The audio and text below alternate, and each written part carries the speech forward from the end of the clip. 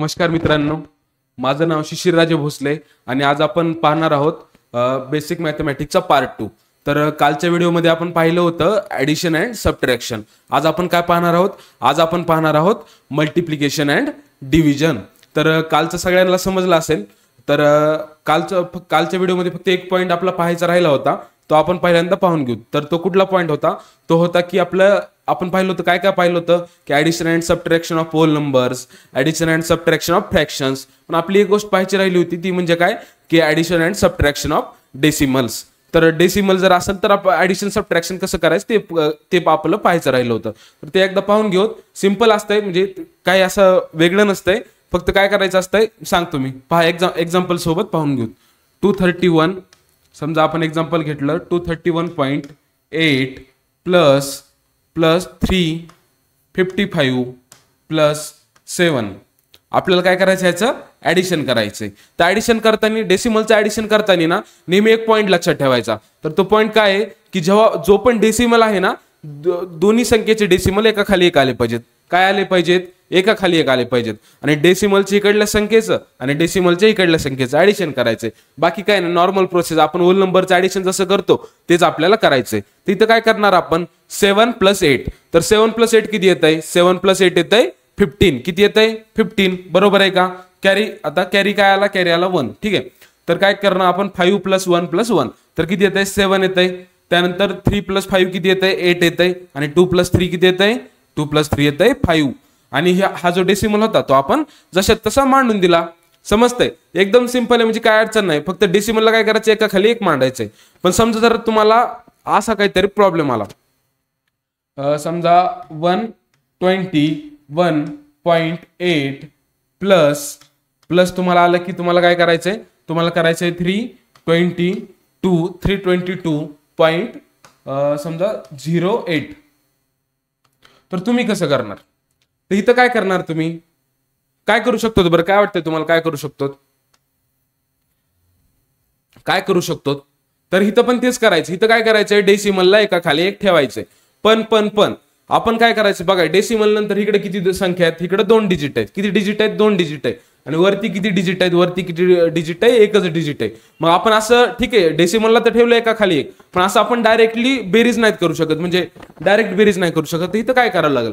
तर आपल्याला पाहायचं की डेसिमलचे जे आहेत इकडले जे डिजिट आहेत ते सेम असले पाहिजेत। किती असले पाहिजेत? सेम असले पाहिजेत। समजा इथं एक आहे, इथं 2 आहे, असं चालणार आहे का? नाही चालणार। आपल्याला बेरीज करायची। तर आपण काय करणार? त्याला सेम करून घेणार। सेम कसं करणार? इथं 2 आहेत तर इथं पण 2 आले पाहिजेत। ते 2 कसे आणणार? तर ते 2 कसे आणणार माहितीये का? की समजा डेसिमल आहे, डेसिमल नंतर कुठली संख्या आहे?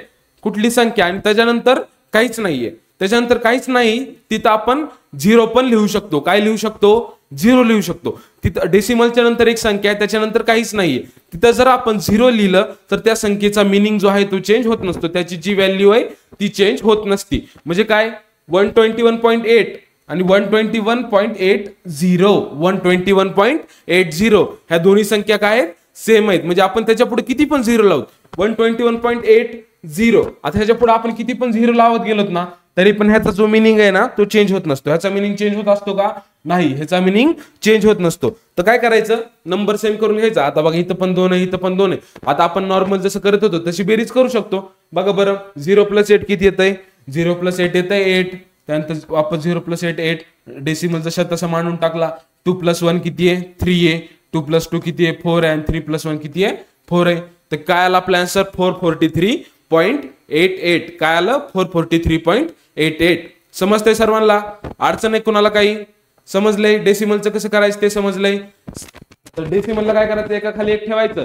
जर नंबर त्यानंतरचे सेम नसतील तर ते सेम करून घ्यायचे। सेम कसे करणार? त्याच्यानंतरचा कुठला अंक आहे त्याच्यानंतर काहीच नाही, म्हणजे काय आपण तिथं 0 मांडू शकतो। 0 जर मांडलं तर त्याची जी व्हॅल्यू आहे त्याच्यात काही चेंज होणार आहे का? नाही, त्याच्या व्हॅल्यूत बिलकुल चेंज होणार नाहीये। तर आपण बेरीज बघितली, ऍडिशन बघितली, एकदा असेच 1-2 एक्झाम्पल पाहू सबट्रॅक्शनचे। तर बघा, समजा आपण काहीतरी एक एक्झाम्पल घेऊन पाहू। 120.7 -79.8 120. काय घेतलं आपण? 120.7 - 79.8 म्हणजे 120.7 - 79.8. तर हे कसं करणार आहेत आपण, तर नॉर्मल तसंच काय डेसिमलच्या खाली ठेवायचं, ठेवलाय आपण, बरोबर आहे. नॉर्मल डिव्हिजन करू, आपलं नॉर्मल सबट्रॅक्शन जे आहे आपण ते इथं करणार आहोत. तर काय करायचं आता बघा, डायरेक्ट सबट्रॅक्शन करायचं. तर 7 - 8 असं होत असतंय का, नसतंय होत. मग आपण काय करणार, आपण काय करत असतो नॉर्मली, 7च्या पुढे 1 ठेवायचं, 7च्या पुढे 1 ठेवायचं म्हणजे किती येते 17. 17 मायनस काय करायचं 8 करायचं. 17 मायनस जर 8 केलं, बघा बरं 17 - 8 केलं तर आपल्याला काय भेटतंय, 17 - 8 जर केलं तर आपल्याला भेटतंय 9. काय भेटतंय 9. पण इथं आपण ह्याच्या पुढे 1 ठेवलं होतं नॉर्मली, म्हणजे ओरिजिनली ते 1 होतं का, नव्हतं. म्हणून काय करणार आपण, ह्याच्या जी पुढची संख्या आहे त्याच्यामध्ये 1 वाढवणार. ती संख्या जी आहे ती काय करणार, 1 ने वाढवणार. म्हणजे इथं 9 आहे, ती जर 1 ने वाढवली तर काय होणार आहे, 10 होणार आहे. काय होणार आहे, 10 होणार आहे. समजते सर्वांना. ती जर आपण 1 ने वाढवलं तर काय होणार आहे, 10 होणार आहे. बघा आता 0 - 10 असं होतंय का, वापस असं होणार नाहीये. मग इथं काय करणार आपण, इथं वापस हे 0च्या पुढे 1 मांडणार. 10 - 10 किती येऊन जात आहे, 10 - 10 येऊन जात आहे 0. किती येऊन जात आहे 0. समजते सर्वांना. त्यानंतर आता आपण काय करणार, वापस इथं कॅरी आपण ह्याच्या पुढे 1 मांडलं होतं ना, तर ते ओरिजिनली होतं का, नव्हतं. म्हणून काय करणार, पुढची संख्या 1 ने वाढवणार. 7 मध्ये जर 1 मिक्स केलं तर काय होतं 8. तर 12 - 8 करून टाकणार. 12 - 8 आपण करू शकतो का, हो करू शकतो. 12 - 8 जर आपण केलं तर आपल्याला काय भेटतंय आन्सर 4. काय भेटतंय 4. तर बघा आपल्याला काय आन्सर भेटलं 40.9. काय भेटलं 40.9. तर 120.7 मायनस 79.8 जर आपण केलं तर आपल्याला काय आन्सर भेटायला, आपल्याला आन्सर भेटायला 40.9. समजतंय सर्वांना, समजलंय ना. चालतंय, आणखीन एखादं एक्झाम्पल पाहून घेऊयात आपण. समजा आपण काय घेतलं 321.2 मायनस 121.01. तर बघा आपण हा वाला प्रॉब्लेम घेतला. तर तुम्ही करा बरं सॉल्व, करा सॉल्व. बघा बरं येतंय का, जमतंय का. मी जसं वरती सांगितलं होतं ऍडिशनच्या वेळेस तेच करायचं इथं पण. जमतंय का बघा बरं.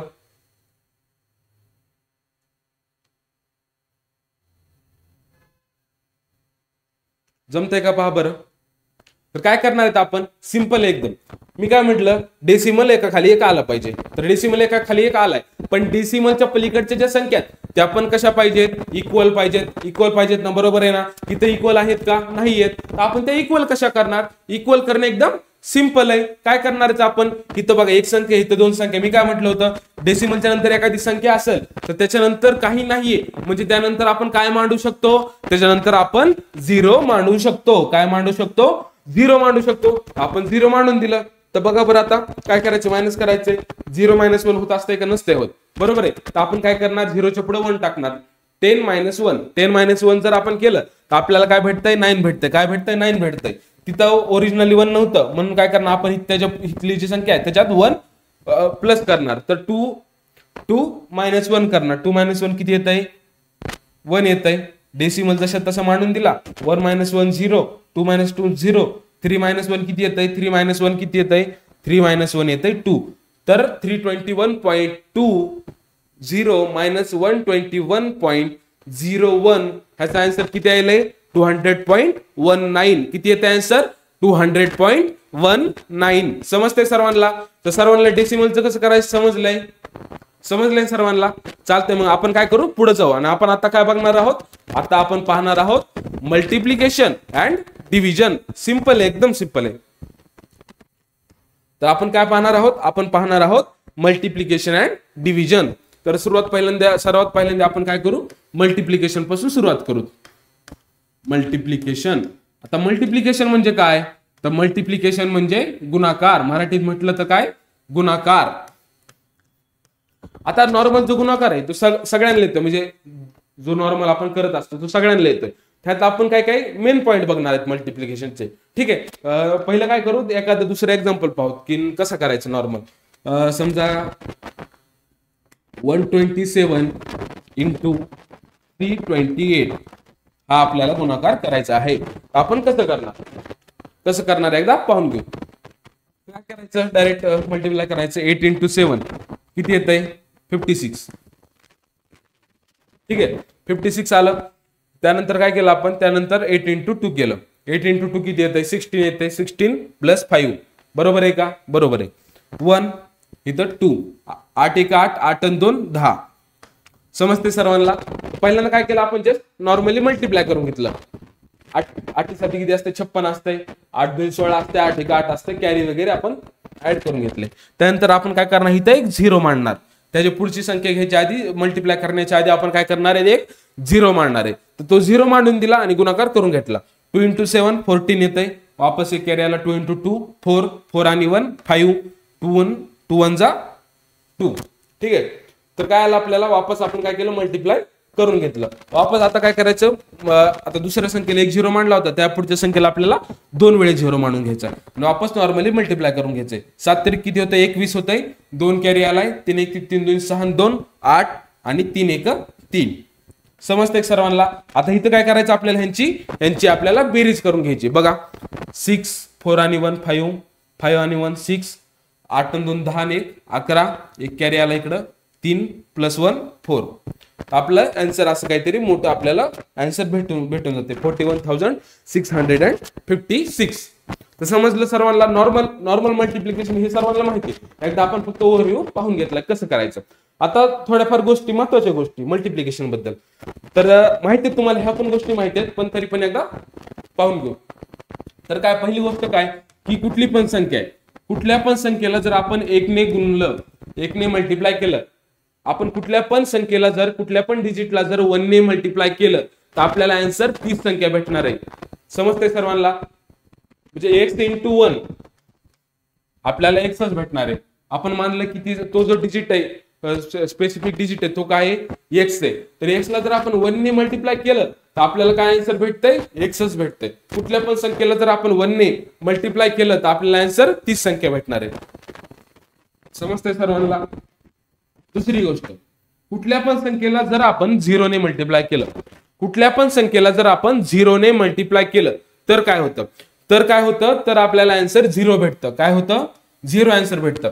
कुठल्या पण संख्येला जर आपण 1 ने मल्टिप्लाय केलं तर तीच संख्या आन्सर भेटतं. कुठल्या पण संख्येला जर आपण 0 ने मल्टिप्लाय केलं, कशाने मल्टिप्लाय केलं, 0 ने मल्टिप्लाय केलं, तर आपल्याला आन्सर काय भेटतं, 0 भेटतं.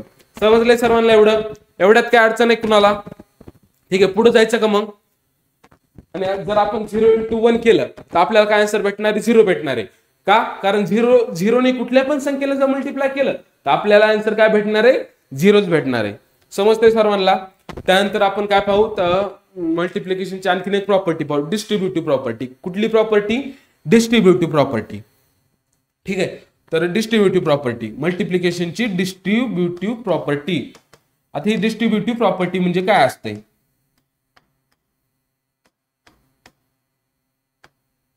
आता ही डिस्ट्रीब्युटिव्ह प्रॉपर्टी म्हणजे काय असते, तर थोडक्यात डिस्ट्रीब्यूट होतात म्हणजे काय, वाटून जातात गोष्टी. कसं, तर ते पाहून घेऊ आपण एकदा. समजा आपल्याला एक असा प्रॉब्लेम आहे, 3 + 4 आणि कंसाच्या बाहेर 2 ने मल्टिप्लाय केलंय. तर विषय काय माहिती का, हे डिस्ट्रीब्युटिव्ह प्रॉपर्टीचा अर्थ काय होतो की आपण ह्याला डिस्ट्रीब्यूट करू शकतो, ह्या 2 ला डिस्ट्रीब्यूट करू शकतो कंसाच्या मध्ये. तर ते डिस्ट्रीब्यूट कसं करणार, ते आपण असं करणार, ह्या 2 ला आपण 2 ला म्हणजे ह्या 3 ला आपण 2 ने मल्टिप्लाय करणार, 2 × 3 आणि मध्ये तर प्लस आहे ना, 2 × 3 आणि वापस 4 ला वापस आपण 2 ने मल्टिप्लाय करू शकतो. ठीक आहे, समजते सर्वांना? म्हणजे ह्या 2 ला आपण डिस्ट्रीब्यूट केल्या मध्ये आपण 2 ने ह्या 2 ने 3 ला पण मल्टिप्लाय करू शकतो आणि ह्या 2 ने आपण कशाला आणखी मल्टिप्लाय करू शकतो, 4 ला पण मल्टिप्लाय करू शकतो. म्हणजे थोडक्यात काय, डिस्ट्रीब्युटिव्ह प्रॉपर्टी ऑफ मल्टिप्लिकेशन म्हणजे काय, मल्टिप्लिकेशन डिस्ट्रीब्यूट होऊ शकतं. समजते सर्वांना? कोणाला काय अडचण आहे का? चालते, पुढे जायचं का मग? पुढे जाऊयात. तर बघा आता पुढं आपण आणखीन असेच थोडंफार काही गोष्टी पाहून घेऊ. ठीक आहे, आपण सायन्स वगैरे पाहून घेऊ. तर तुम्हाला माहिती आहे की दोन प्रकारची संख्या असतात. म्हणजे इकडे बघा, 0 पेक्षा जे मोठे असतात त्याला आपण पॉझिटिव्ह म्हणतो, +1 +2 असं वाढत जातं. आणि 0 पेक्षा जे लहान असतात त्याला -1 -2 -3 -4 बरोबर आहे. आणि इकडे पण हे वाढत जातं. ठीक आहे, समजते सर्वांना? काही पॉझिटिव्ह संख्या असतात, पॉझिटिव्ह डिजिट्स असतात, काही निगेटिव्ह डिजिट असतात, काही प्लस डिजिट असतात, काही मायनस डिजिट असतात, समजतंय? तर आता ह्यांचं काय करायचं, म्हणजे ह्यांचं काय, ठीक आहे बरोबर हे असतात वगैरे हे सगळ्यांना माहिती आहे, पण आता ह्यांचा काय विषय इथं, त्यांचा विषय काय माहिती का? समजा आपण दोन पॉझिटिव्ह संख्याला मल्टिप्लाय केलं, काय केलं? दोन पॉझिटिव्ह संख्याचं मल्टिप्लिकेशन, कशाचं? दोन पॉझिटिव्ह संख्याचं, समजा पॉझिटिव्ह आणि पॉझिटिव्हचं आपण काय केलं? मल्टिप्लिकेशन केलं, ठीक आहे, पॉझिटिव्ह आणि पॉझिटिव्ह संख्याचं आपण मल्टिप्लिकेशन केलं, तर ते जे आन्सर येतं, ठीक आहे, आन्सर तर आपल्याला काढता येते, मल्टिप्लिकेशन कसं करायचं ते आपल्याला माहिती आहे, पण त्याचं जे साईन आहे, त्याचं जे साईन आहे, कसलं साईन, हे पॉझिटिव्ह आहे का निगेटिव्ह आहे, ते जे साईन आहे ते काय येणार ते आपण पाहणार आहोत. तर समजा आपण दोन पॉझिटिव्ह संख्याचं जर मल्टिप्लिकेशन केलं तर आपल्याला जे आन्सर येणार आहे त्याचं जे साईन असणार आहे ना ते पॉझिटिव्हच असणार आहे. काय असणार आहे? पॉझिटिव्हच असणार आहे. म्हणजे समजा एक्झाम्पल जर म्हणलं आपण +2 × +2 जर केलं म्हणजे पॉझिटिव्ह संख्या दोन, तर आपल्याला जे आन्सर भेटणार ते 4 आहे, आणि हे 4 कसं असणार आहे? पॉझिटिव्ह असणार आहे. कसं असणार आहे? पॉझिटिव्ह असणार आहे. समजलं सर्वांना? आता आपण पाहू, आपण जर एक पॉझिटिव्ह आणि एक निगेटिव्ह संख्याचं मल्टिप्लिकेशन केलं, जर आपण एक पॉझिटिव्ह आणि एक निगेटिव्ह म्हणजेच मायनस संख्येचं जर मल्टिप्लिकेशन केलं तर आपल्याला जे आन्सर भेटतंय ना ते भेटतंय निगेटिव्ह. काय भेटतंय? निगेटिव्ह. पॉझिटिव्ह पॉझिटिव्ह केलं तर पॉझिटिव्ह भेटतंय, पॉझिटिव्ह निगेटिव्ह केलं तर निगेटिव्ह भेटतंय. म्हणजे समजा तुम्ही केलं +2 × -2, +2 × -2 जर तुम्ही केलं तर वापस तुम्हाला आन्सर 4च भेटणार आहे. आन्सर तुम्हाला 4च भेटणार आहे, पण ह्या 4ची जी साईन असणार आहे, 4चा जो साईन असणार आहे तो काय असणार आहे? मायनस असणार आहे. काय असणार आहे? मायनस असणार आहे. समजतंय सर्वांना? तर तुम्ही काय केलं? एकदा पॉझिटिव्ह पॉझिटिव्ह केलं, पॉझिटिव्ह निगेटिव्ह केलं, वापस तुम्ही निगेटिव्ह पॉझिटिव्ह केलं, म्हणजे ते सेमच असते. निगेटिव्ह पॉझिटिव्ह वापस तेच तुम्हाला निगेटिव्ह भेटणार आहे. तुम्ही जर निगेटिव्ह आणि पॉझिटिव्ह संख्या घेतली तर तुम्हाला वापस साईन जे आहे ते निगेटिव्ह भेटणार आहे. आता एक राहिलं, पॉझिटिव्ह पॉझिटिव्ह पाहिले, पॉझिटिव्ह निगेटिव्ह पाहिले. आता आपल्याला पाहायचंय निगेटिव्ह निगेटिव्ह. काय पाहायचं आपल्याला? Negative negative. तर तुम्ही दोन संख्या घेतल्या ज्या दोन्ही पण कशा आहेत? निगेटिव्ह आहेत. तर बघा, पॉझिटिव्ह पॉझिटिव्ह केलं तर पॉझिटिव्ह भेटतंय, पॉझिटिव्ह निगेटिव्ह केलं तर निगेटिव्ह भेटतंय, निगेटिव्ह पॉझिटिव्ह केलं तर निगेटिव्ह भेटतंय. आता दोन निगेटिव्ह निगेटिव्ह घेतल्यात, जर दोन निगेटिव्ह निगेटिव्ह घेतो तर आपल्याला काय भेटायला पाहिजे? आपल्याला निगेटिव्ह भेटायला पाहिजे. बरोबर आहे का? पण असं होत नसतंय. तर इकडे लक्ष द्या, कसं आहे? पॉझिटिव्ह पॉझिटिव्ह पॉझिटिव्ह होतंय, पॉझिटिव्ह निगेटिव्ह निगेटिव्ह होतंय. ठीक आहे, एवढं तर क्लिअर आहे सर्वांना. पण जर तुम्ही दोन निगेटिव्ह संख्या घेतल्या आणि त्यांचं जर मल्टिप्लिकेशन केलं, त्यांचा जर गुणाकार केला तर तुम्हाला जे आहे ना आन्सर हे काय भेटणार आहे? हे पॉझिटिव्ह भेटणार आहे. काय भेटणार आहे? पॉझिटिव्ह भेटणार आहे. ठीक आहे, म्हणजे तुम्ही -2 × -2 जर केलं, -2 × -2 जर केलं तर तुम्हाला जे आन्सर भेटणार आहे ते वापस मल्टिप्लिकेशन तर सगळ्याला येते 4 भेटणार आहे. ठीक आहे, पण ह्याची जी साईन असणार आहे ती काय असणार आहे? पॉझिटिव्ह. काय असणार आहे? पॉझिटिव्ह. समजतंय सर्वांना? तर आपण सायन्स बद्दल पाहिलं की काय, पॉझिटिव्ह पॉझिटिव्ह जर मल्टिप्लाय केलं तर पॉझिटिव्ह आन्सर भेटतंय, पॉझिटिव्ह निगेटिव्ह केलं तर निगेटिव्ह भेटतंय, निगेटिव्ह पॉझिटिव्ह केलं तर निगेटिव्ह भेटतंय, आणि निगेटिव्ह निगेटिव्ह केलं तर काय भेटतंय? पॉझिटिव्ह भेटतंय. समजतंय सर्वांना? चालतंय, पुढे जाऊयात.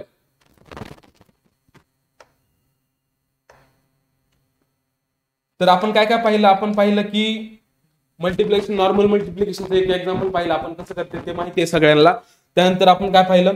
त्यानंतर काही गोष्टी पाहिल्या की 1 ने जर मल्टिप्लाय केलं कुठल्या संख्येला तर आन्सर तीच संख्या येते, 0 ने मल्टिप्लाय केलं तर 0 भेटतंय. डिस्ट्रीब्युटिव्ह प्रॉपर्टी पाहिली की हे जे मल्टिप्लिकेशन आहे त्याला आपण काय करू शकतो? डिस्ट्रीब्यूट करू शकतो. त्यानंतर आपण काय पाहिलं? सायन्स बद्दल पाहिलं की मल्टिप्लिकेशन कसं होतंय. ठीक आहे, आता पुढे जाऊयात. आता आपण पुढे जाऊयात. आता काय काय बघायचं? डिव्हिजन पाहू. काय पाहूयात? डिव्हिजन नाही, ठीक आहे, फ्रॅक्शनचं मल्टिप्लिकेशन पाहून घेऊ. तर multiplication of fraction, multiplication of fractions, multiplication of fractions. तर फ्रॅक्शनचं मल्टिप्लिकेशन पाहणार आहे. जसं आपण ऍडिशन सबट्रॅक्शन पाहिलं तसं मल्टिप्लिकेशन, पण मल्टिप्लिकेशन आणखीन पण सोपं आहे. का सोपं आहे? एक एक्झाम्पल घेऊन पाहू. 2/3 × 1/2 जर आपल्याला करायचंय तर तिकडे लय हे होतं की आपल्याला डिनॉमिनेटर सेम बघायचे होते, सेम नसतील तर सेम करून आणायचे होते. इथं काय तसा विषय नाही. डिनॉमिनेटर दिसते 2, त्याला मल्टिप्लाय करून टाका, न्यूमरेटर दिसते त्यांना मल्टिप्लाय करून टाका, म्हणजे 2 × 1 3 × 2 जे आन्सर येईल ते आपल्याला भेटतं. 2 × 1 2, 3 × 2 6. समजते सर्वांना? समजते सर्वांना? चालतं, आणखीन एक एक्झाम्पल पाहू. 3/2 इंटू समजा आपण केलं 4/7, तर वापस न्यूमरेटरचं मल्टिप्लिकेशन, डिनॉमिनेटरचं मल्टिप्लिकेशन. ठीक आहे, तर किती भेटते आपल्याला 4 × 3 12 आणि 2 × 7 14. ठीक आहे, समजलं एक सर्वांना. म्हणजे इथं काय असं एवढा विषय नाही, एकदम सिंपल आहे. न्यूमरेटरचं मल्टिप्लिकेशन, डिनॉमिनेटरचं मल्टिप्लिकेशन. चालतंय, मग पुढे जाऊयात आपण. पुढे काय पाहणार आहोत आपण? पुढे आपण पाहणार आहोत डिव्हिजन. काय पाहणार आहोत? डिव्हिजन.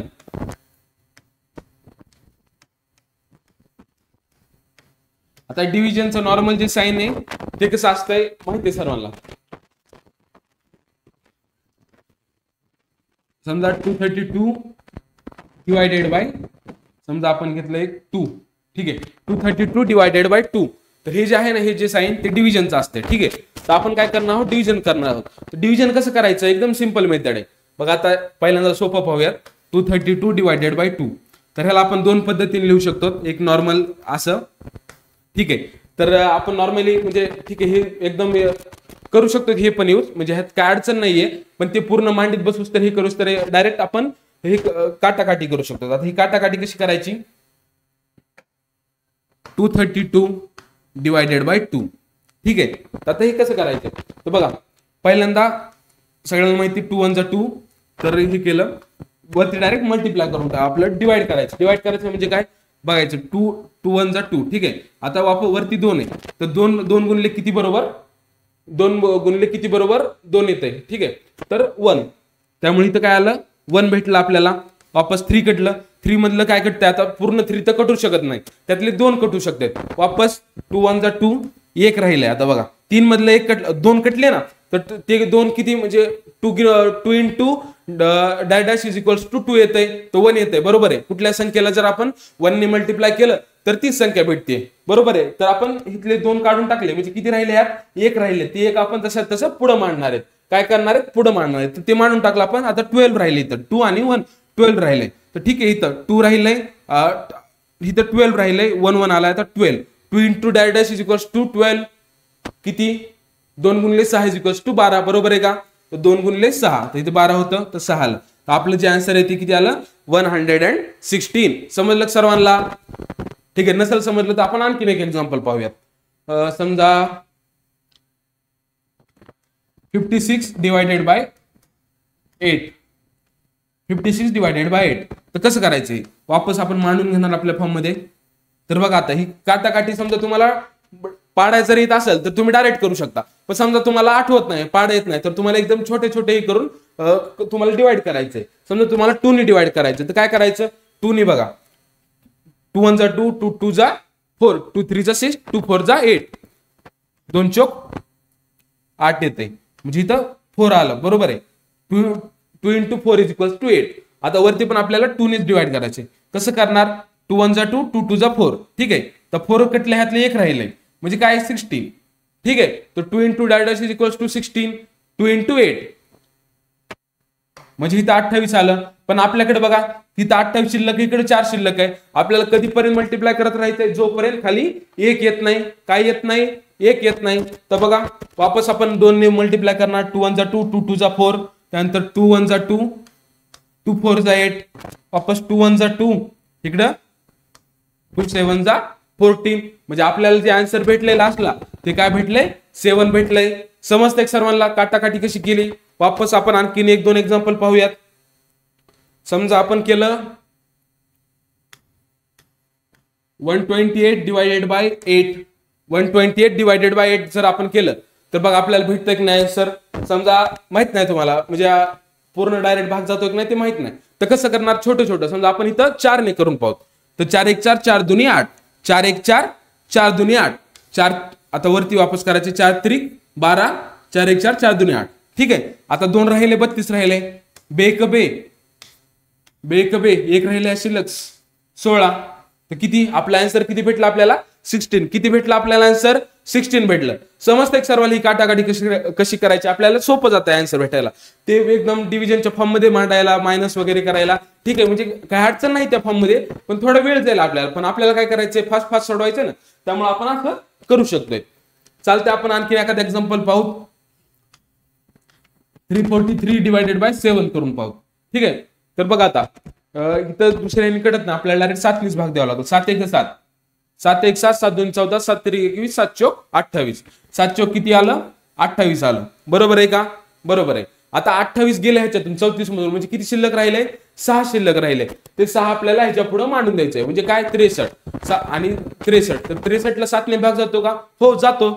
7 गुणिले 9 = 63. 7 9 63. म्हणजे आपल्याला जे आन्सर भेटलंय ते किती भेटलंय? 49. काय आन्सर भेटले आपल्याला?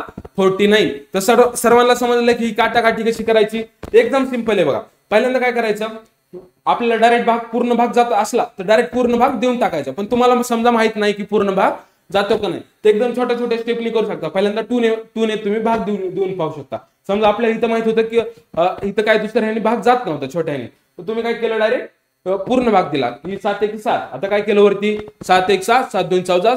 आता जोपर्यंत त्याच्या एक तर ती संख्या भेटत नाही किंवा त्याच्यापेक्षा छोटी, म्हणजे त्याच्यावर मोठी संख्या नाही आली पाहिजे असं बघायचं.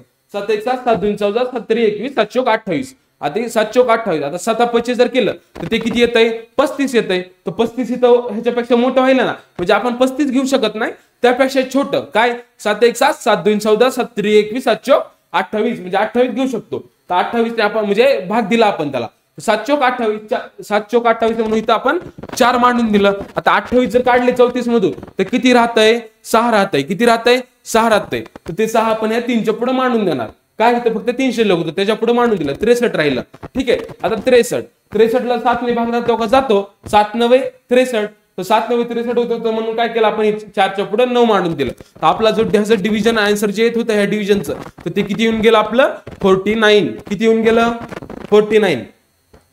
तर समजलंय सर्वांना? आणखीन एक महत्वाची गोष्ट की समजा तुम्ही कुठली पण संख्या आहे तिला जर 1 ने डिवाइड केलं, किती डिवाइड केलं?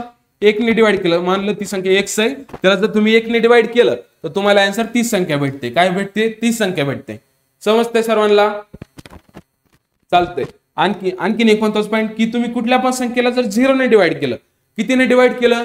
0 ने डिवाइड केलं तर आपल्याला ह्या डिव्हिजनचा आन्सर भेटू शकत नाही. कुठल्या संख्येला तुम्ही 0 ने मल्टिप्लाय करू शकत नाही. जर तुम्ही कुठल्या पण संख्येला जर 0 ने मल्टिप्लाय केलं तर आन्सर तुम्हाला भेटत नाही. म्हणजे 0 ने कुठल्या संख्येला तुम्ही डिवाइड करू शकतात का?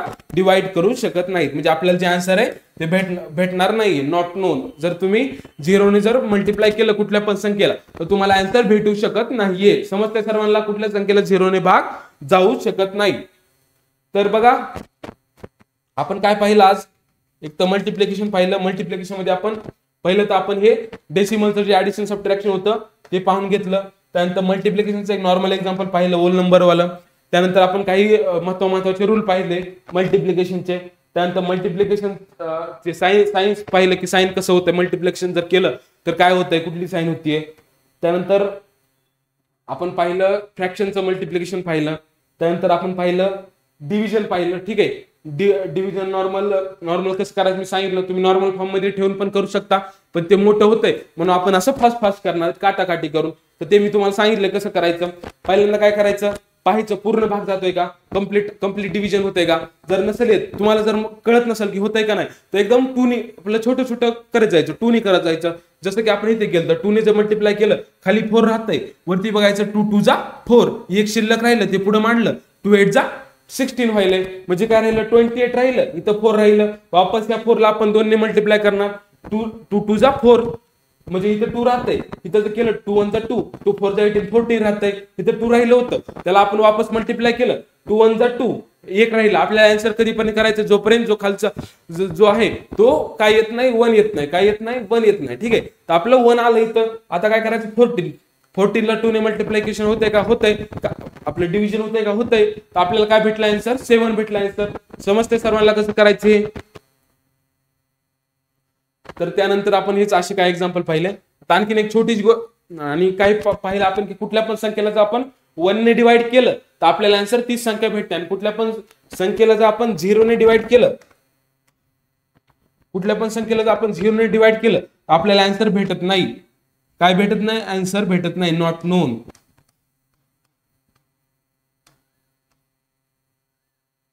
समजतंय सर्वांना? आता एक छोटी गोष्ट पाहू की जसं आपण मल्टिप्लिकेशन ऑफ फ्रॅक्शन पाहिलं होतं, तसंच काय पाहू, डिव्हिजन ऑफ फ्रॅक्शन पाहू. जर फ्रॅक्शनचं डिव्हिजन करायचं असेल तर कसं करायचं, तर सिंपल असते बघा. समजा example division of fractions, division of fractions example सोबतच पाहूयात आपण. समजा 2/3 डिवायडेड बाय समजा आपण घेतलं 4/3. ठीक आहे, हे कसं करायचं, तर नॉर्मल डिव्हिजन आहे, आपण आपल्या फॉर्म मध्ये मांडून घेऊ. 2/3 वापस आपल्या फॉर्म मध्ये 4/3 मांडून घेतलं, बरोबर आहे. आता कसं करायचं, इथून पुढे कसं करायचं, इथून पुढे कसं करायचं माहिती का, आपण मल्टिप्लिकेशनच्या फॉर्म मध्ये मांडू शकतो. कशाच्या फॉर्म मध्ये मांडू शकतो, मल्टिप्लिकेशनच्या. म्हणजे काय करणार आपण, 2/3 हे जशात तसंच राहणार, न्यूमरेटर जे होतं ते जशात तसंच राहणार, मल्टिप्लाइड बाय हे जे 4/3 होतं ना, हे उलट होणार. काय होणार, उलट होणार. म्हणजे 3 जे आहे ते वरती जाणार, 3 जे आहे ते वरती जाणार, 4 काय होणार, खाली येणार. आता आपल्याला काय करायचं, ह्यांचं मल्टिप्लिकेशन करायचं किंवा डिव्हिजन करायचंय, तर आपण ह्यांचं बघा करू शकतो डायरेक्ट. एक तर आधी मल्टिप्लिकेशन करून घ्या, मल्टिप्लिकेशन करून नंतर डिव्हिजन करा, किंवा डायरेक्ट तुम्ही डिव्हिजन करू शकता. तर कसं करणार डायरेक्ट डिव्हिजन, 3 1 जा 3, 3 1 जा 3, इथं 1 भेटलं, 2 1 जा 2, 2 2 जा 4. आता नंतर आपण मल्टिप्लिकेशन करून घेऊ, 1 × 1 1 भेटलं, 1 × 2 2 भेटलं. म्हणजे आपलं जे आन्सर आहे ते काय असणार आहे, 1/2. काय असणार आहे, 1/2. आणखीन एखादं एक्झाम्पल पाहून घेऊयात. 3/4 डिवायडेड बाय 5/7. तर आपण काय पहिल्यांदा आपल्या फॉर्म मध्ये मांडून घेणार, 3/4 डिवायडेड बाय 5/7. याला आपण मल्टिप्लिकेशनच्या फॉर्म मध्ये मांडू शकतो. 3/4 इंटू, मी काय म्हटलं, जे डिनॉमिनेटर मध्ये आहे ते काय होणार आहे, उलट होणार आहे. म्हणजे 7 वरती येणार, 5 खाली जाणार. आता बघा इथं डायरेक्ट असं हे होणं शक्य आहे का, डिव्हिजन होणं शक्य आहे का, नाही शक्य. आपण ह्यांचं मल्टिप्लिकेशन डायरेक्ट करून टाकू. 7 × 21 4 × 5 20. तर आपल्याला आपलं आन्सर भेटून गेलं. समजते सर्वांना. तर आपण आज काय पाहिलं, आपण पाहिलं मल्टिप्लिकेशन अँड डिव्हिजन. सर्वांना समजलंय ना, चालतंय. मग आपण काय पाहिलं, आजचा जो पार्ट होता त्यात आपण पाहिलं मल्टिप्लिकेशन डिव्हिजन. तर त्याचे आपण जवळपास सगळे पॉईंट पाहिले. आपण काय करणार आहोत, आता आपण आणखी पुढचा जो पार्ट आहे त्याच्यामध्ये आपण इंडायसेस शिकणार आहोत. आता ही इंडायसेस काय असते, कसं असतंय, ते सगळं त्याचे रूल काय असतात ते सगळं आपण पुढच्या पार्ट मध्ये शिकूच. तर तोपर्यंत काय करा, तोपर्यंत जे आपण प्रॉब्लेम जे सोडवले होते ते एकदा वापस सॉल्व्ह करून पहा. एकदा वापस ह्या जे नोट्स आहेत ते एकदा त्याची रिव्हिजन करा. चालतंय, धन्यवाद.